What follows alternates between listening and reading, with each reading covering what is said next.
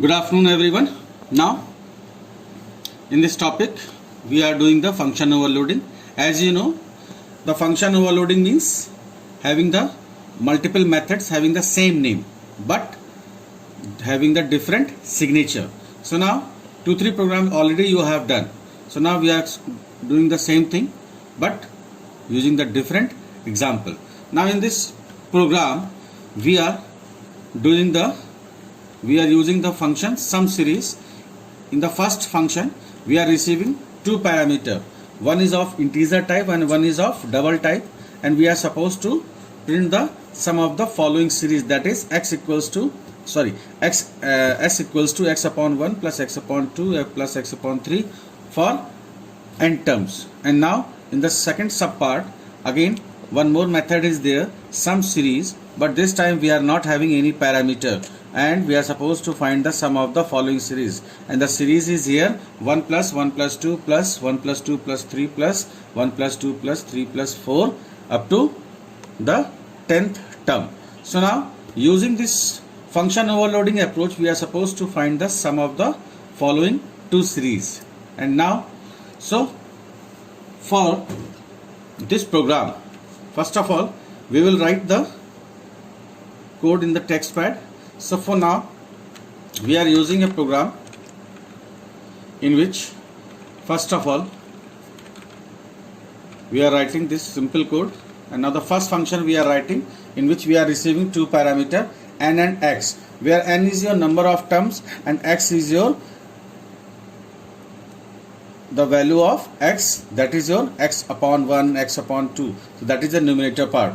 Now for that we are writing this. So now here I am using the return type as void. So if you want to use double or something else as the return type like int or void, whatever you want you can use, but here I am using simple void return type. So in case of void, please pay attention here, in case of void, in the function body only we are supposed to print the result, and if you are using the return type instead of void, so in that case we are supposed to return the result. So now here we are receiving two parameters n and x. Now simply generating a loop from 1 to n for natural number, then the simple working s equals to s plus x upon I. So I is increasing from 1 to 3 like this only up to the limit, that is your number of terms, and s would be your double type variable because in the question the second parameter is of return type, second parameter is given as double type. So that means, that shows the result would be here in the fractional. After doing the sum, after the loop, we are simply printing the sum is this. Now in the another method, sum series, in this we are not receiving any parameter, so this is known as non-parameterized function.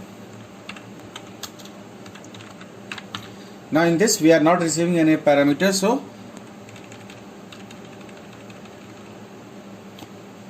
why we are not receiving the parameter? Because it's given in the question कि we are not supposed to receive any parameter. So in this case we are supposed to find sum of the first 10 terms of the given series, and the series was 1 plus 1 plus 2 1 plus 2 plus 3 like this. So here we are supposed to generate loop from 1 to 10, then one more variable is required for sum, then starting a loop from j equals to 1 to j is less than equals to I, right? So now this is the inner loop which is used for finding the sum, and this outer loop is simply repeating the inner part, and every time we are storing the sum from the inner body into the variable t, and then after that we are printing sum is, finally we are getting in t. So now come to the main part. In this main part, what we are doing in the first line, we are simply creating a object of a class. So why we are creating an object of a class? As everybody knows here कि initially I have used non-static method. So in case of non-static method, we are not supposed to use the static word before the function return type. So here we are not using any return type, so that means this is a non-static method, and so for that, for calling a non-static method, we are supposed to create a object, and with the help of that object we can call the function. So now in this function body, the main function body, dd is a simple object, so we are calling dd dot sum series 3 comma 2.5. So why 3 comma 2.5? Because 3 is the integer parameter, so this 3 will go in the integer n and 2.5 will copy into double x. And now after that we are calling this method dd dot sum series. So in this case, so the second function will automatically be invoked and we will get the required, or you can say the desired result. So this is a simple working of the function overloading. Now see the output. I am going to execute the program.